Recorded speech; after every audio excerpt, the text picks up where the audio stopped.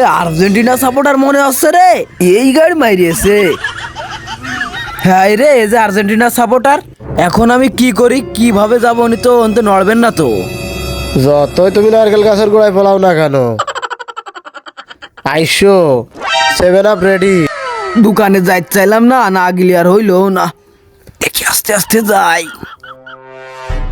এ ভাই, একটা চা দাও দিনি, আর একটা বিস্কুট দাও দিনি। এই রে, না হলে আমার এক প্যাকেট টোস্ট দাও। এই রে, না হলে আমার এক প্যাকেট কেক দাও। আরে নে। বেচা কেনাই করবো না, বারবার 7 আপের বদল কি জন্য দেখাচ্ছিস?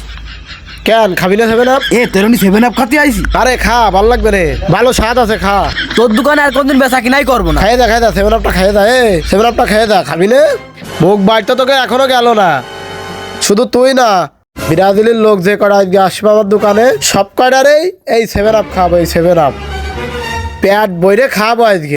আর আজকে রাত্রে আড্ডা দিতা উপলক্ষে খিচুড়ি ওকে পেট ভরে খাওয়াবো। কত কাল খাইস নে 7 আপ। আগে খাবে হচ্ছে খিচুড়ি, তারপরে খাবো এই 7 আপ। দেখ ভালো করে দেখ।